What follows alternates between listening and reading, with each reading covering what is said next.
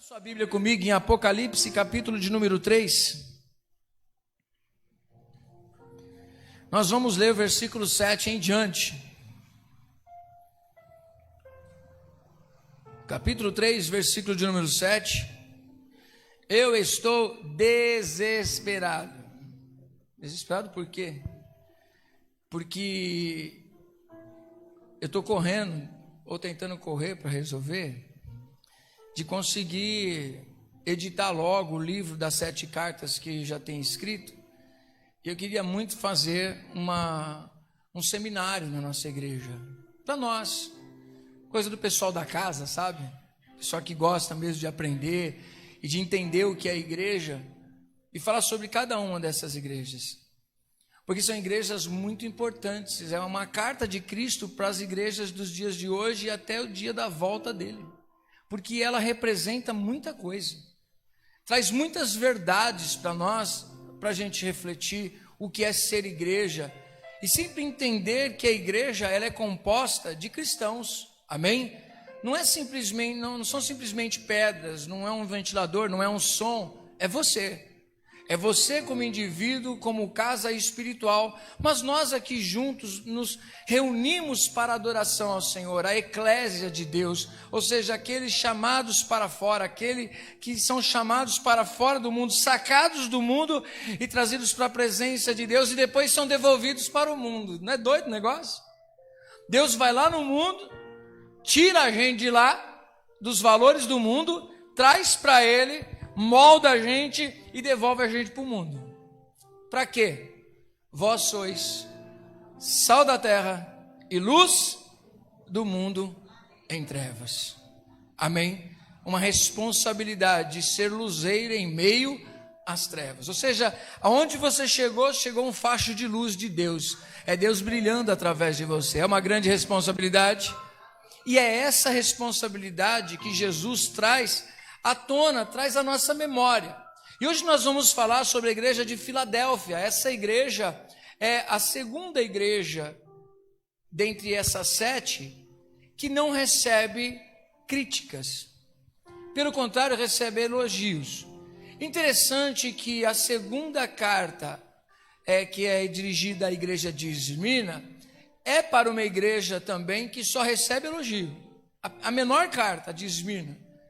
E quando Jesus escreve essa carta para a igreja de Esmirna, ressalta para ela que ela é uma igreja pobre, aos olhos dos homens, mas aos olhos de Deus, ela é uma igreja rica. Diferente da última carta que nós vamos ministrar no último domingo, que é a igreja de Laodiceia, que é uma igreja muito rica. Amém? Eu vou falar porque eu acompanho às vezes nas redes sociais. O nosso irmão Marcelo, ele vai na igreja grande, ele vai na igreja pequena. Primeira vez que eu fui chamar ele para vir aqui, eu conheci através dos amigos, e aí conversei com ele, conversei com a Paula, a esposa dele, mas assim, são doces de pessoa, né? Eu não tinha a oportunidade de estar perto deles. E quando eu fui ter contato a primeira vez, eu falei, você não vem na igreja pequena. Ele não vai vir na igreja assim, não. Ele só vai na igreja grande, só que as igrejonas, né? Sempre um montão de gente, né? E a gente fala, pessoa que está acostumada com multidões, né? E desde o ano passado, quando eu chamei pela primeira vez, conversei com a esposa dele, um doce de pessoa, gosta de bolo de laranja, né? A Manisa até fez, falou assim, bora levar para ela um pedaço de bolo de laranja. Pessoas que são doce, pessoas que estão em grandes igrejas, mas também estão em pequenas igrejas. Ele não perguntou quantos membros tem na sua igreja. Quanto você me paga para ir aí? Não. Ele simplesmente falou, eu vou. E vem com alegria, com amor. E é gostoso isso. Por quê? Porque nós, como pessoas, podemos nos perder no meio do caminho. E só querer a igreja de Laodiceia, não é verdade? E se esquecer que igreja, ela tem igreja grande e igreja pequena. O que importa é que quem vai ser adorado seja o Deus da igreja grande ou da igreja pequena. Se Jesus está lá, nós devemos estar. E Jesus mostra isso e diz para a igreja de Esmirna, você é pobre, as pessoas te menosprezam, mas para mim tu és rica. Eu me alegro em você, eu me alegro do seu sacrifício. para a igreja de Filadélfia, ela não mostra aqui a Bíblia que ela é uma igreja perseguida, que nem nós mostramos na igreja de Esmirna, mas mostra que é uma igreja que aos olhos das pessoas, e o próprio Jesus, aquele que tem os olhos como chama de fogo, que tem os pés como latão reluzente, ele consegue enxergar a verdade daquelas pessoas e diz: vocês são fracos, de pouca força, mas saberão que eu te amei como a minha igreja. Amém? É interessante essas duas igrejas, a de Esmirna e de Filadélfia, porque são igrejas que Jesus está dizendo que aos olhos das pessoas elas são inexpressivas. São igrejas pequenas, são igrejas que desprezadas pelas pessoas. Mas Jesus está com os olhos nela e diz assim: eu me alegro de vocês. Eu me alegro com a vida de vocês. Eu me alegro com a sua perseguição, Esmirna, porque você foi fiel e permaneceu fiel diante das perseguições. Eu me alegro com você, Filadélfia, porque mesmo que existam pessoas aí que digam que tem aliança comigo, mas eles são sinagogas e Satanás, você permaneceu fiel. Fidelidade às Escrituras, fidelidade a Deus, quando não nos corrompemos com as coisas que estão à nossa volta, não nos corrompemos com aquilo que o homem oferece, porque nós estamos focados em adorar a Deus, em sacrificar a Deus, em viver a vontade de Deus, não é outra intenção. E mais uma vez Jesus vai dizer para ela, assim como diz para todas as outras: eu conheço as suas obras. Diga assim: Jesus conhece as nossas obras. Obras não salvam, nós sabemos disso, mas obras revelam se nós somos salvos ou não. Amém? Diga assim: obras não salvam, mas revelam se somos salvos. Às vezes as pessoas dizem assim: não, eu posso fazer o que quiser, está tudo certo. Mas o que você faz revela quem você é. Por isso que Jesus, ele não diz assim: eu conheço o teu coração, eu conheço a tua vida interior. Ele diz: eu conheço todas as coisas, mas as suas obras revelam o seu coração. O que você faz revela as suas intenções. O que você faz revela as suas motivações. Amém? Olha o que ele vai dizer para essa igreja. Ao anjo da igreja em Filadélfia escreve. Já sabemos que o anjo não é um anjo de asas. Amém? É um anjo no sentido de mensageiro. Ao pastor da igreja de Filadélfia. Diz assim: essas coisas diz o santo, o verdadeiro, aquele que tem a chave de Davi, que abre e ninguém fechará, e que fecha e ninguém abrirá. Amém? Olha só as características que Jesus se apresenta para eles. Diz que ele é santo. Isso é um grande problema para pecadores. Um Deus santo. E pecadores, irmão, isso daí dá choque, não dá coisa boa não.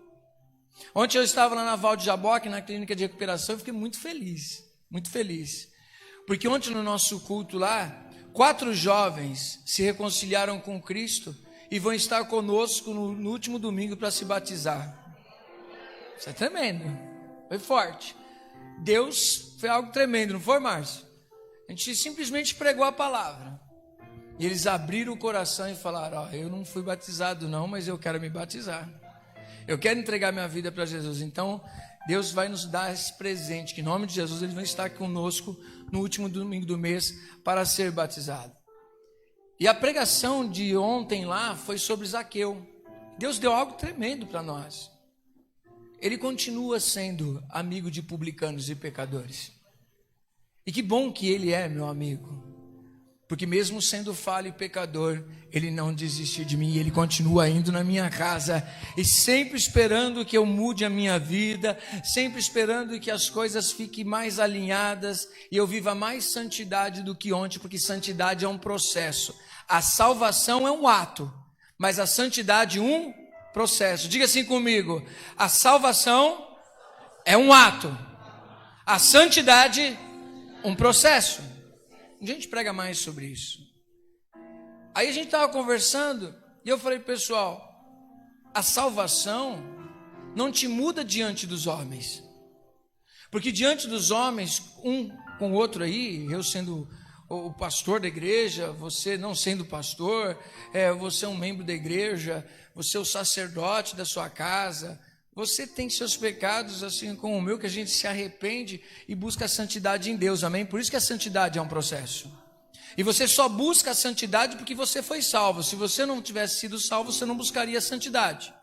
Por você ter sido salvo, você busca a santidade para poder estar na presença de Deus. Por quê? Porque Deus é santo. Sede santos como eu sou santo, diz o Senhor. E o que é ser santo? É ser separado. É você agir diferente dos valores do mundo. Porque quando Jesus fala que eles estão no mundo, mas não pertencem ao mundo, mas não significa de plantas, de pedras, não significa de pássaros, nem de sol, nem de estrelas. Ele está falando de um sistema. Nós fomos tirados desse sistema para que nós pudéssemos ser separados para Deus. Então a salvação não te muda diante dos homens, te muda diante de Deus. Te torna santo em Cristo Jesus. Santo em você mesmo? Olha para a pessoa do seu lado e fala, ha, ha, ha. Diga assim, santo em você mesmo? Ah, é nada. A tua santidade, a tua santificação está na justificação na pessoa de Cristo.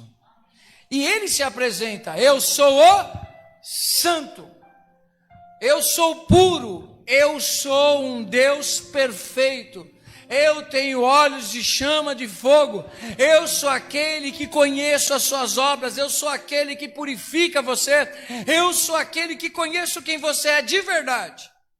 Mas antes deixa eu mostrar quem eu sou. O Senhor da igreja é santo. E a igreja dele, espiritual, também é santa. Porque foi santificada no sangue de Jesus. Ele mesmo, ele morreu, ele ressuscitou para que a igreja fosse purificada. Para apresentá-la a Deus como uma noiva pura, santa, sem mácula alguma. Quem está entendendo, diga glória a Deus. Ele também diz, eu sou o verdadeiro. Quando ele diz, eu sou o verdadeiro, eu só consigo trazer à memória o que ele ensinou para os seus discípulos. Ele não é um dos caminhos, ele não é uma das verdades, e ele não é uma vida. Ele disse que ele é o caminho. Ou significa, não existe outro caminho.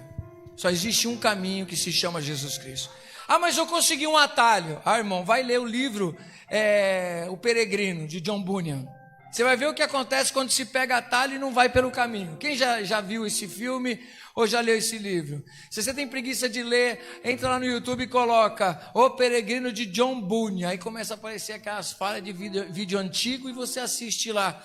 Quando o peregrino decide tomar caminhos diferentes, ao invés de andar no caminho reto, ele vai se dar mal. Sempre ele tem que estar no caminho, porque só existe um único caminho. Apóstolo, mas o que é a verdade? Jesus disse, eu não sou uma verdade. Ele é a verdade. Ele é a vida. Ou seja, ele não é uma opção. Ele é o único. Diga assim, único. Amém? Quem está cantando foi na sexta, acho que é em dó. Dó ou em ré? A único. Aplaude ao Senhor bem forte. Aleluia!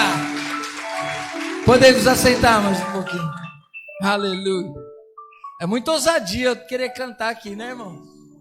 Pelo amor de Deus. É ousadia. Eu soltar minha voz aqui com o homem aqui do meu lado não dá.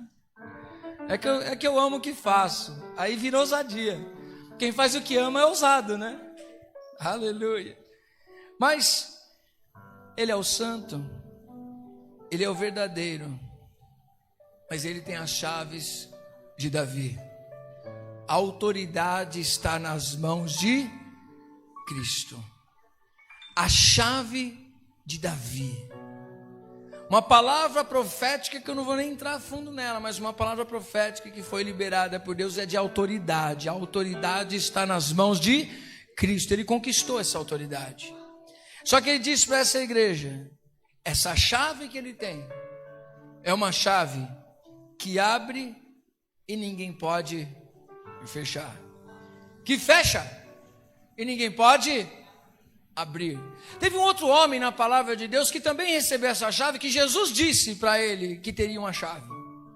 Aí o pessoal fala: não, é o Pedro. Pedro anda com uma chave assinando no céu, sabe? Um molho de chave. O guardião do céu é o São Pedro. Não é isso não. Embora foi ele. Mas qual é a chave que abre a porta da salvação? O que é? Se existe uma chave, a chave é uma metáfora, irmão. Pode fazer campanha da chave, você leva um monte de chave para casa, mas é uma metáfora. Quando Jesus disse para Pedro: tu és Pedro, e sobre ti edificarei a minha igreja, eu te darei as chaves do céu, significa que o acesso é a confissão de Pedro. A chave da salvação foi a confissão de Pedro. Qual foi a confissão de Pedro? Quem dizem as pessoas que eu sou? Uns dizem que tu és um profeta, outros dizem isso, outros dizem aquilo. Aí Jesus pergunta: e vocês que andam comigo, quem eu sou? Pedro se coloca de pé e diz assim, em nome de todos: tu és o Cristo, que é o Messias, o enviado, o ungido de Deus. Tu és o Cristo, o Filho do Deus vivo. Pedro recebe a palavra. Essa daí é a chave. Essa é a chave que abre os céus. A porta dos céus é aberta por essa chave da salvação. Só que Jesus também diz: eu sou a porta. Ele é o pastor. Ele tem a chave. Ele é a porta. Ele é o caminho que te conduz até o Pai. E ele vai dizer para essa igreja que a chave que ele tem, quando ele abre, ninguém pode fechar. Por isso que a gente consegue entender que desde quando você entende o que é salvação, se você está salvo, a porta se abriu, a chave virou, irmão, você está salvo. Porque a tua salvação não está no seu mérito. Diga assim: você não merece. Mas pode dizer com fé mesmo, irmão, para a pessoa: você não merece. É a graça. É a graça pela tua vida. Ou seja, graça é o favor imerecido de Deus. Não é porque a gente merece. Você não merece. Mas a chave da graça virou na sua vida e te fez digno em Cristo Jesus. Amém? Vamos aplaudir ao Senhor. Aleluia. Versículo 8. Ele diz: eu conheço as suas obras. Eu acho muito doido esse negócio. As pessoas olham para nós e cada um julga do jeito que quer, não é? Julga conforme olha. Às vezes vocês já perceberam que às vezes o pessoal me chama de sorveteriano, né? Que aí a gente canta, eu adoro, eu gosto, eu amo. Os louvores que você adora o Senhor aí, esses louvores que a gente cantou aqui, ao único, esse negócio todo faz parte da minha história. Marcou muita gente. Quem foi marcado esses louvores? Quem foi marcado pelos louvores que o nosso irmão Marcelo cantou aqui? Fez parte da nossa história. A gente chorou muito, adorou muito ao Senhor. Letras maravilhosas que mexem com a gente. Eu sou um cara que amo muito a palavra. Só que às vezes, por amar muito a palavra e pregar, a Renata me conhece há muito tempo, né, Renata? Lembra de quando a gente fazia umas campanhas na igreja que a gente estava junto? Aí vinha um pessoal, e veio uma vez uma pessoa, Marcelo, que a pessoa veio fazer uma ministração sobre vida no Espírito. E eu estava na igreja assim, ó. Gente, jovens, né? A gente já foi jovem, né, Renato? A gente já foi jovem. Viu, Luiz? A gente era jovem assim, ó, né? Tem tudo lá na igreja, a pessoa ministrando. E aí a pessoa ministrou assim, aí soltou aquele louvor, acho que da Aldacélia. Quem conhece a Aldacélia? Amém? Vou voar como águia. Aí é lindo aquele louvor. É tempo de quebrar. Cadê? Eu amo aquele louvor lindo. E aí eu adorava o Senhor e glória a Deus e tal. E agora todo espírito de religiosidade vai embora e não sei o quê. Aí um pessoal abria as asas assim e começava: vai, você é uma águia. Aí o pessoal começava. E eu assim, ó. E o pessoal: vai, você é uma águia. E eu assim: A pessoa não se contentou, irmãos. O ministrante saiu lá do lugar dele, que ele estava ministrando, né? E foi lá e chamou os intercessores dele, colocou a mão no meu coração. Tira todo espírito de religiosidade desse varão. Ah, irmão, mas eu olhava para a cara da pessoa, ela orando de olhos fechados. Se ela tivesse de olho aberto, ela ia ver que eu estava bravo com ela. Tira todo espírito de religiosidade, batiza com o teu Espírito Santo, enche do teu Espírito Santo. Por quê? Porque o outro lá estava caindo. O outro estava voando lá e indo embora. E o outro segurando o pé para não voar muito longe. E assim vai, outro caía, rodava e derrubava a cadeira. E eu frio. Eu falei assim, acho que eu não estou convertido não. Acho que a pessoa ficou tão incomodada com o meu jeito, que a pessoa não aceitou. E eu estava ali tão de boa, eu e Deus, sossegado. Mas as pessoas às vezes julgam a nossa aparência achando que a gente não sentiu Deus, que a gente não é salvo porque a gente está lendo as Escrituras, porque a gente está adorando o Senhor de boa ali, voltado para o meu interior. Aí eu respeito a pessoa que caiu, eu respeito a pessoa que girou, eu respeito a pessoa que falou em línguas. Mas se naquele momento eu estou eu e Deus, por que as pessoas não me respeitam? Porque preciso ser igual ao que as pessoas querem. Tem gente que tem medo de ser batizado com o Espírito Santo, que pensa que vai dar cadeirada na cabeça de todo mundo e vai dar tapa na cara de todo mundo, sim ou não? Conhece gente que tem medo disso? Ai, eu tenho medo, vai que o Espírito Santo vem, eu saio dando na cara de todo mundo e jogando cadeira para o outro, eu não quero passar essa vergonha. Aí a pessoa fica constrangida. Tem gente que não tem não é tão exteriorizado as coisas, e as pessoas dizem, você precisa se converter, irmão, você precisa ser batizado com o Espírito Santo. E Jesus está dizendo aqui, eu conheço você, eu conheço quem você é, eu conheço o teu coração. Tem gente que fala assim no meio pentecostal mesmo, eu sei que daria muita discussão sobre isso, dizer que ser batizado pelo Espírito Santo é o quanto você fala em línguas. Eu não vejo muitas coisas nas Escrituras dizendo que isso é uma obrigação. E eu também falo em línguas. Eu creio no batismo no Espírito Santo também. Está à nossa disposição. Mas eu falar em línguas, que é a evidência de que você é uma pessoa espiritual, está cheia do Espírito Santo? Não. Uma pessoa cheia do Espírito Santo, ela tem evidência que ela busca mais e mais a santidade. A pessoa batizada com o Espírito Santo é uma pessoa que busca vida com Deus, é uma pessoa de oração, é uma pessoa das Escrituras. Tem gente que não quer ler a Bíblia porque fala, vou me tornar frio. Aí você se torna um emocional e não sabe nem o que sente. Sabe que tem gente que fala assim, e eu acredito que tem pessoas que são arrebatadas, pessoas que têm um arrebatamento de sentidos, como aconteceu aqui um arrebatamento espiritual para João, para ele escrever tudo isso daqui. O corpo dele estava na terra, mas uma porta estava aberta no céu e ele estava lá vendo as coisas e escreveu tudo isso. Como é que funciona o negócio direitinho? A gente não estava lá e eu não sou o João para te falar como é que foi. Mas ele se viu no dia do Senhor, possivelmente num domingo, ele se viu na presença de Cristo, Cristo se mostrou para ele e deu todas essas cartas e deu todas essas informações do Apocalipse para ele. Mas eu não imagino como que ele conseguiria escrever tudo isso se ele ficasse rodando para lá e para cá aqui. Sei, eu não posso definir que isso seja, mas uma coisa eu sei, que quando um templo, uma pessoa se torna templo do Espírito Santo, ela vai buscar a santidade, ela vai buscar vida com Deus, porque o Espírito Santo vai influenciar ela para que isso aconteça. Às vezes as pessoas julgam a sua aparência, aí tem gente também que tem outro extremo, né? Polarizar as coisas, né? Que nem a gente estava falando, quando polariza as coisas é terrível. Então quer dizer que eu tenho que ser frio, eu tenho que ser uma pessoa mais comportadinha. Não, irmão, não é isso que eu estou dizendo.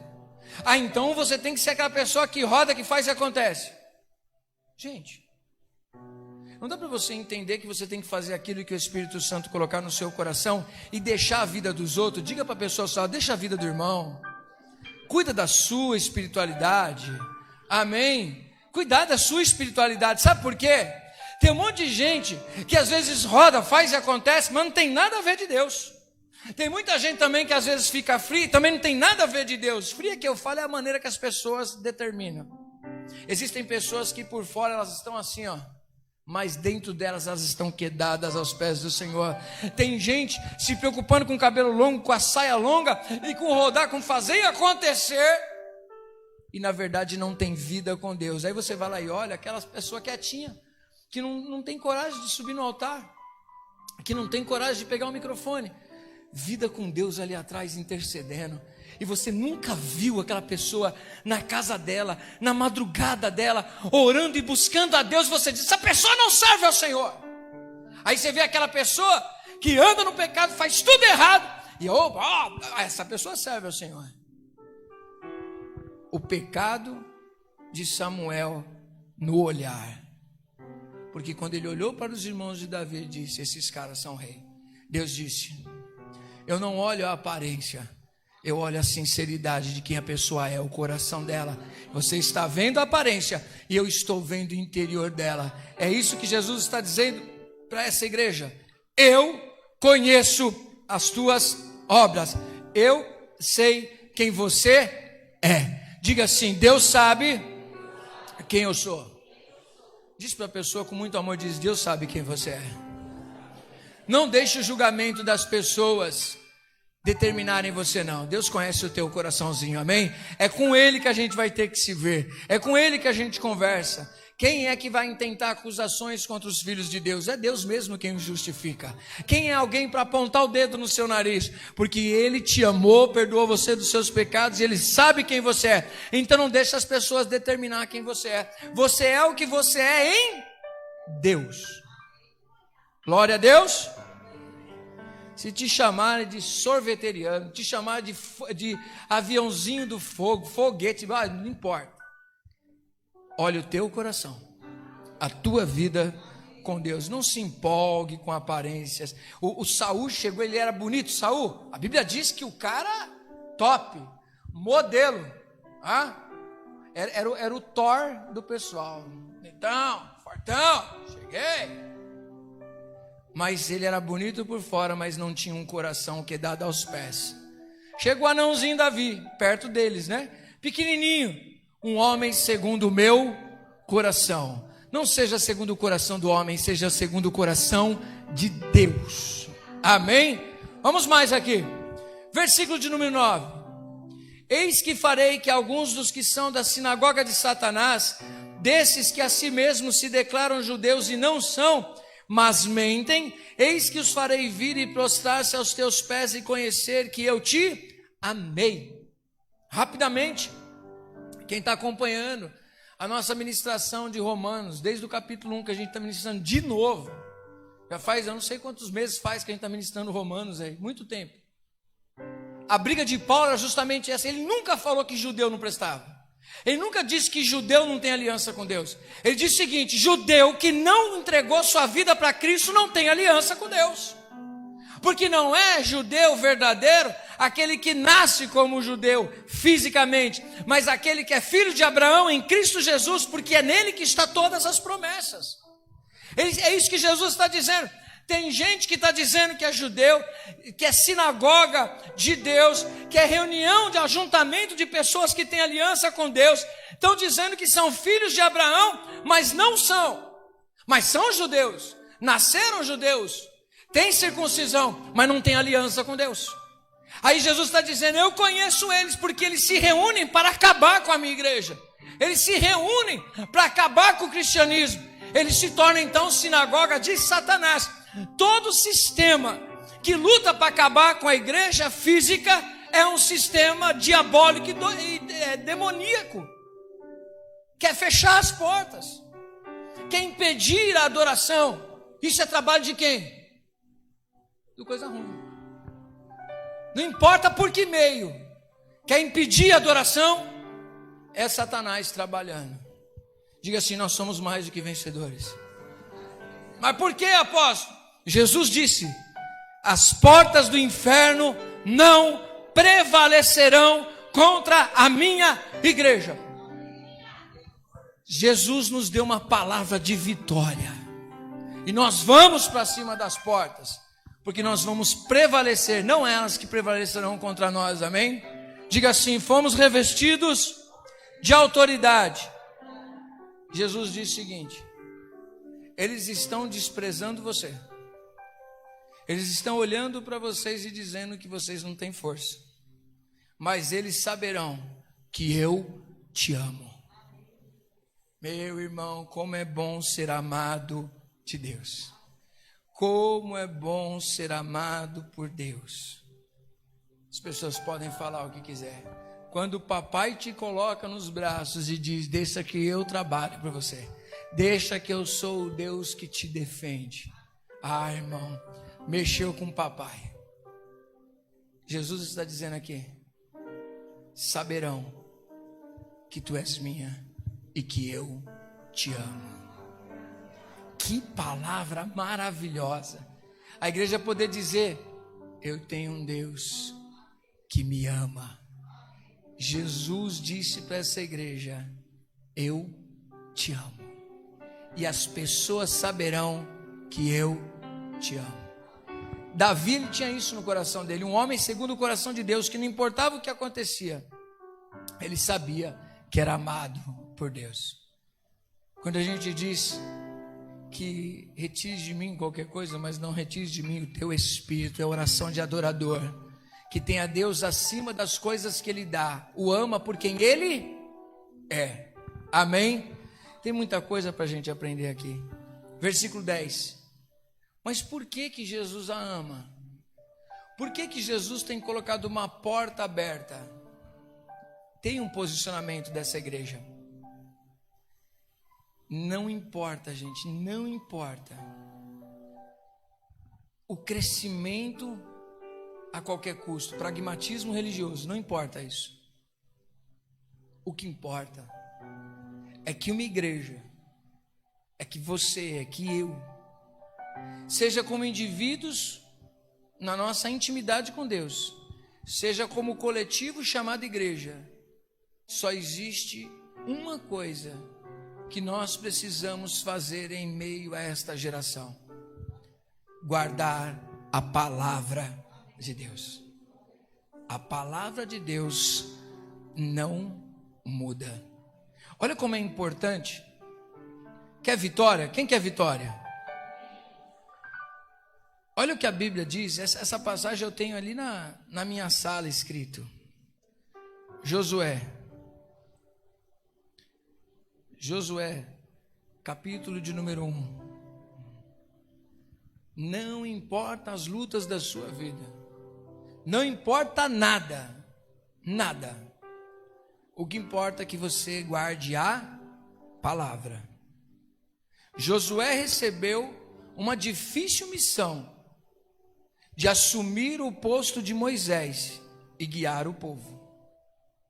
Deus foi lá e disse para ele: você fique esperto, porque não vai ser de mão beijada as coisas.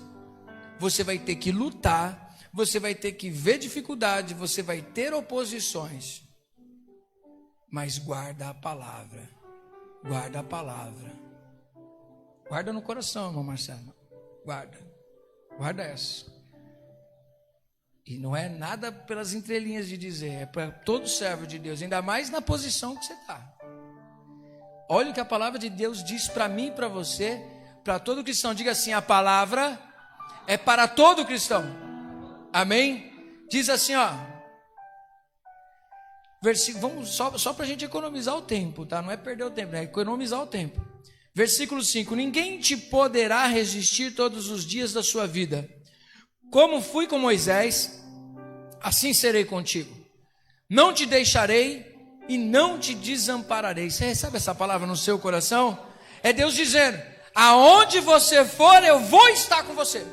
Eu vou junto com você. Em qualquer lugar que os seus pés pisarem, eu já estou te dando vitória.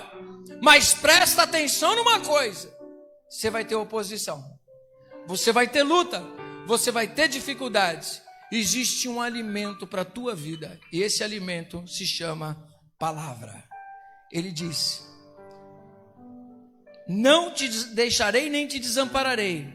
Seja forte e corajoso, porque tu farás este povo herdar a terra que sob juramento prometi dar a seus pais. Ou seja, Deus vai cumprir as promessas dele. Diga assim: Deus cumprirá suas promessas.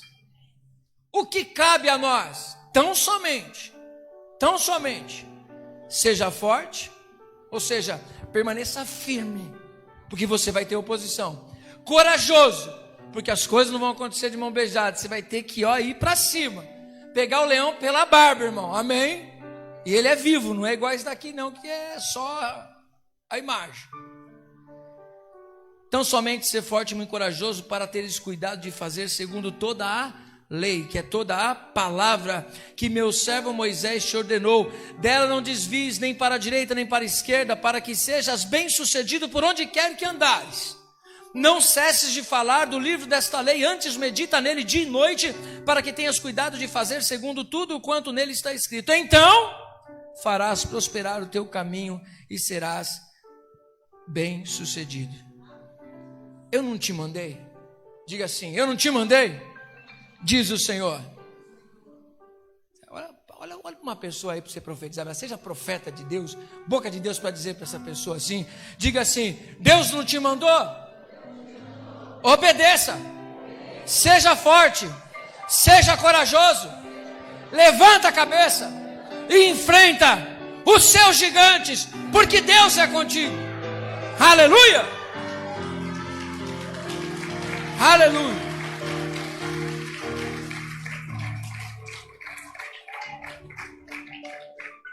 Não temas, não te espantes, porque o Senhor teu Deus é contigo. Não é benção?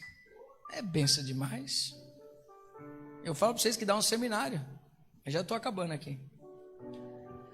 Versículo 10, porque guardaste a palavra da minha perseverança, também eu te guardarei da hora da provação que há de vir sobre o mundo inteiro, para experimentar os que habitam sobre a terra.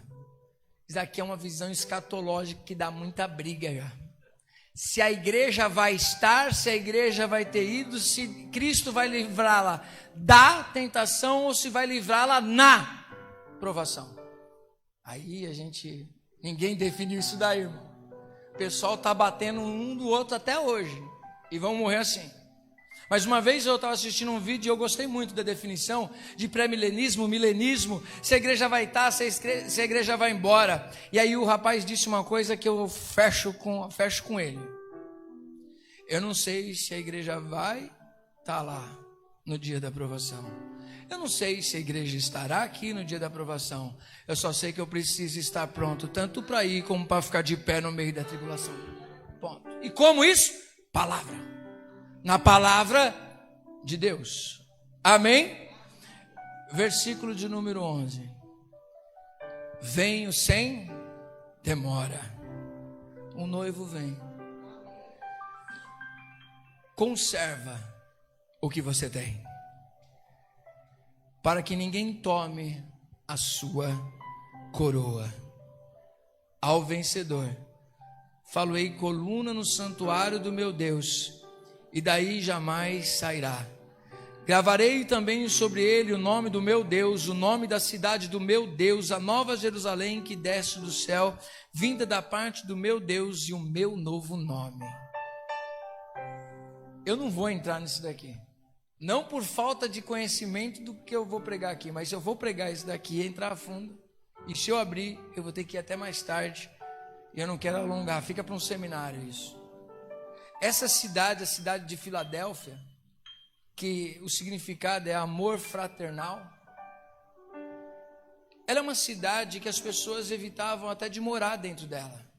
Por quê? Era uma cidade que tinha muito terremoto. Essas cidades, das 7 cidades das igrejas que elas estão, são cidades muito complicadas por causa de muitos abalos, por causa dos terremotos que aconteciam ali. Você vai ver que quando a gente ministrar sobre Laodiceia, também acontecia isso. Aquela Laodiceia é tão rica, é tão poderosa que ela reconstrói a cidade sem pedir ajuda para o governo. É uma cidade forte, né? Fala assim, imperador, fica na sua aí. Junta os deputados lá, junta a galera ali e fala, não precisa de nada não, velho, vai para lá. Só que isso traz um perigo de arrogância, né? E aí a igreja arrogante lá da Laodiceia, ela se acha rica. Essa igreja de Filadélfia, passando pelos terremotos, ela tem medo. E muitos ficam para fora da cidade habitando em tendas. Porque imagina, você moraria numa cidade onde tem terremoto e moraria no 15º andar do prédio? Topa? Irmão, e para descer, na hora de um abalo, se jogar lá de cima vai ser pior. O elevador vai descer assim, pode ser que ele trave. Ah, não. Prefiro habitar na tenda. Qualquer coisa eu saio correndo e largo a tenda. Não é? Era assim o pensamento das pessoas. Então quando Jesus disse para eles: eu farei de vocês coluna no templo do meu Deus, ou seja, inabaláveis. A cidade pode sofrer abalos, mas vocês não serão abalados. Lembra aquele louvor? Esse é mais agitado. Os que confiam no Senhor. Aleluia. Tá um bom negócio. Tem um coral aqui, tem um ministério de louvor, né? A benção. E Jesus diz algo para a gente finalizar. Na igreja sempre existirão 2 tipos de pessoas. Eu não sei qual vai ser você. É uma decisão sua. Não é decisão de Deus. Não é decisão do Espírito Santo. Não é decisão do líder da igreja. Não é decisão do líder dos ministérios. Não é decisão de ninguém. É uma decisão sua. Diga assim: decisão minha. Vocês ouviram? Quem está ouvindo bem aí a palavra, levanta a mão. Quem não ouviu nada do que eu falei, levanta a mão assim. Todos ouviram? Quem tem ouvidos, ouça com o coração o que o Espírito diz às igrejas. Se você ouvir, entrar no seu coração e colocar em prática, você vai viver coisas extraordinárias na sua vida. Aí tem gente que diz assim: eu ouvi, não entendi, não quero saber de entender, não tem nada a ver com a minha vida e vou fazer o que eu quiser. Parabéns. É por isso que existe 2 tipos de pessoas. Uma que muda a sua vida e outra que continua do mesmo jeito. Eu não sei quem você é. Não sei quem você é. As suas ações dizem quem você é. Fé sem obras é morta. Esta igreja é uma igreja fiel à palavra.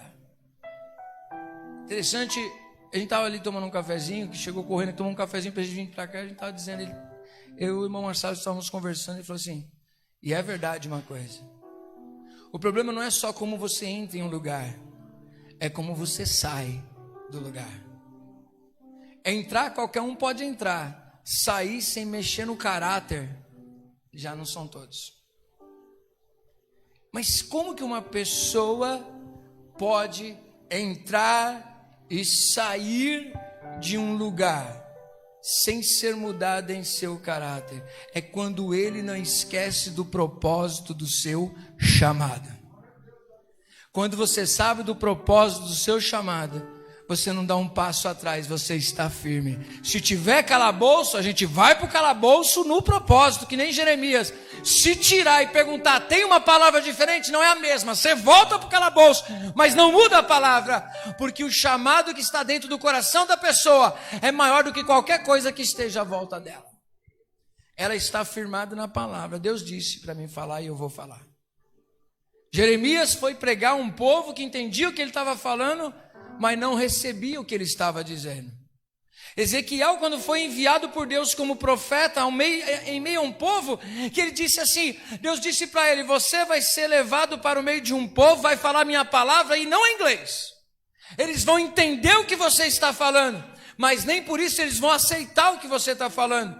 Não mude a palavra, mude o coração deles, porque se eles não mudar, a própria palavra condena. Na igreja, a palavra não tem que ser mudada, nós é que temos que ser moldados e mudados pelo poder da palavra.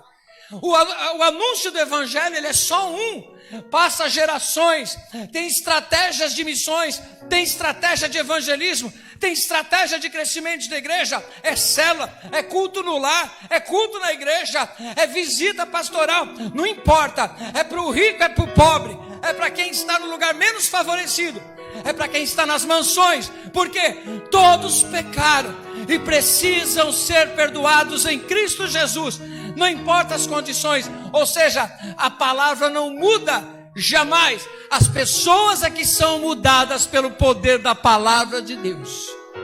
Se mudarmos a palavra, não levaremos salvação para as pessoas. Precisamos pregar a palavra. Se coloca de pé e diga: fidelidade ao meu chamado. Você não vai sair daqui sem cantar essa, varão. Em 11 anos de igreja,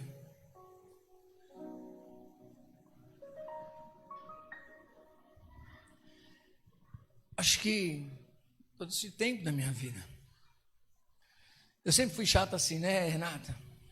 Sempre fui, né, Renata? Eu dei aula de escola bíblica para Renata. Melhor aluno, mas essa não muda. Minha aluninha. Mas eu sempre gostei daqui, da palavra. Eu não era pastor, nem almejava ser.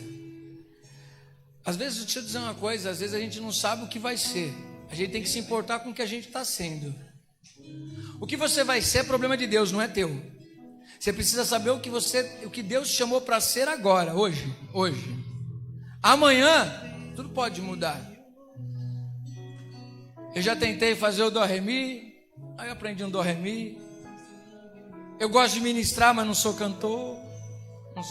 Vocês sabem disso. Vocês me ajudam muito, gente. Minha voz parece uma voz de pernilongo quando você ouve depois lá. Parece que tem uma abelha no microfone. Eu aposto cantando. Mas eu amo fazer o que faço. Eu aprendi uma coisa. Eu não preciso me preocupar em saber se eu sou pastor, se eu sou evangelista, se eu sou apóstolo, se eu sou mestre. Eu só preciso aprender que eu sou servo. Servo eu sou. Se precisar limpar, a gente limpa. Se precisar pintar, a gente pinta. Se precisar pregar, a gente prega. Se precisar cantar, a gente canta. Se precisar lavar banheiro, a gente lava. A gente faz o que for preciso, porque servo é isso. Mas tem algo que Deus chamou universalmente: sermos cristãos e guardar a palavra. As coisas vão querer tirar você do caminho. Às vezes vai ficar aquelas interrogações: qual é o meu chamado? O que eu devo fazer? Será que eu devo cantar, pregar? Você deve fazer o que estiver precisando e você tem condições de fazer. Às vezes a gente fica imaginando lugares altos para fazer as coisas e tem coisas pequenas do nosso lado que você poderia estar fazendo e não faz. Quem está entendendo? Mas tudo que você for fazer, faça com amor. Posso contar uma coisa para você? Quando eu prego da igreja de Éfeso, eu fico muito alegre, porque eu me sinto sem a repreensão daquela passagem, porque eu pareço criança até hoje. Eu amo fazer tudo o que faço e faço com o maior amor. Eu não acordo 5:30 da manhã num sábado, né, Márcia? 5:30 da manhã, para andar 2 horas até Parelheiros, para cuidar dos meninos e ministrar a palavra de Deus para aquelas famílias, aqueles rapazes que estão saindo das drogas. Nós estamos trazendo ele para Jesus. Saio de lá com o maior amor. E a gente fica lá com o maior amor. Eu não acordo cedo e falo: Senhor, meu Deus, eu quero ser útil para o Senhor nesse dia. Eu não venho para a igreja pregar a palavra porque eu sou obrigado. Eu não venho cuidar da vida das pessoas. Eu não quero fazer visita, que mês que vem a gente vai começar a fazer as visitas, amém? Para a vida das pessoas, estar com as pessoas, orar pelas pessoas. Eu não venho aqui para o jiu-jitsu porque me obrigam. É porque eu estou preocupado com as almas. Eu amo almas. Então posso dizer, eu continuo no primeiro amor. Meu coração continua lá, adorando a Deus. Deixa eu dizer uma coisa para você: nunca se esqueça do chamado que você tem a ser servo de Deus. Não deixa nada apagar essa chama do teu peito. Não deixa as tristezas, não deixa as dificuldades, não deixa as interrogações, não deixa os julgamentos, não deixe nada parar você. Diga assim: eu sou indesistível. E aí ficou fraco, hein? Diga assim: eu sou indesistível. Diga assim: eu não vou parar. Amém? Vou pedir para o Marcelo Aguiar adorar o Senhor com aquele louvor: o meu chamado é maior do que a minha própria vida. Levante as suas mãos assim. Ora ao Senhor neste momento e renova a tua aliança com Ele. Como essa igreja de Filadélfia, receba uma porta de salvação na tua vida. Adore ao Senhor. renove a sua aliança. Aleluia, Jesus, recebe a nossa vida. Oh Deus, estamos ainda firmes na tua palavra. Você pode aplaudir bem forte ao Senhor. Aleluia, aleluia.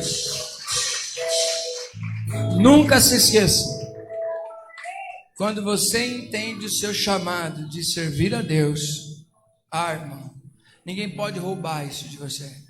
E quando eu falo chamado, irmão, você já aprendeu de terça-feira, todos somos chamados à santidade, todos somos chamados a permanecer na palavra, todos somos chamados a seguir os passos de Jesus. Isso é chamado. A função ministerial já é outra coisa. É um chamado específico para algo no corpo de Cristo. Mas Deus vai usar você no lugar que Ele te colocar. Aonde você for colocado por Deus, seja lâmpada. Diga para a pessoa ao seu lado: aonde você for colocado por Deus, seja lâmpada. Amém?